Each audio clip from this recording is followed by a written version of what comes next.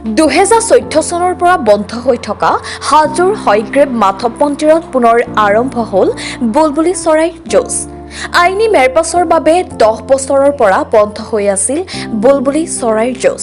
10 বছৰৰ পিছত পুনৰ আৰম্ভ হ'ল বুলবুলি চৰাইৰ যুঁজ।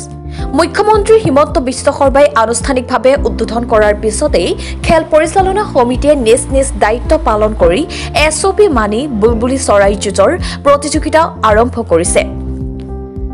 ভৰালি তোলা বনাম সোণাৰী তোলাৰ মাজত আৰম্ভ হৈছে প্ৰতিযোগিতা। মুখ্যমন্ত্ৰীৰ লগত উপস্থিত আছে কেবিনেট মন্ত্ৰী জয়ন্ত মল্লবৰুৱা।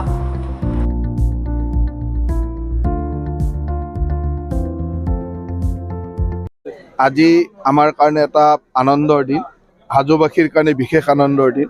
9টা বছৰ ধৰি আমাৰ বুলবুলি খেলৰ যুঁজ বন্ধ হৈ আছিল আৰু এই বছৰ আমি কেবিনেটে সকলো দিশ চালি জাৰি চাই এটা সিদ্ধান্ত লৈছিলোঁ যে প্ৰপাৰ SOPৰ জৰিয়তে এই বুলবুলি খেল চৰাইৰ যুঁজ চলিব আৰু প্ৰমত্ত সিংহৰ দিনৰ পৰা ধাৰ্মিক পৰম্পৰাৰে চলি হোৱা, য'ত ক'তো এনিমেল ক্ৰুৱেল্টিৰ কথা নাহে, গতিকে ইয়াত আমি সুন্দৰভাৱে চলোৱাৰ সিদ্ধান্ত লোৱাত এইবাৰ এবাৰ ৰাইজৰ মাজত বিপুল উৎসাহ আহিছে আৰু মুখ্যমন্ত্ৰী ডাঙৰীয়া নিজে উপস্থিত থাকি ইয়াৰ এই খেল অংশগ্ৰহণ কৰিছে, খেল চাইছে। গতিকে মই ভাবোঁ যে এটা ধাৰ্মিক পৰম্পৰাক আগবঢ়াই নিয়াৰ এটা সুন্দৰ ব্যৱস্থা আমাৰ চৰকাৰে কৰিছে।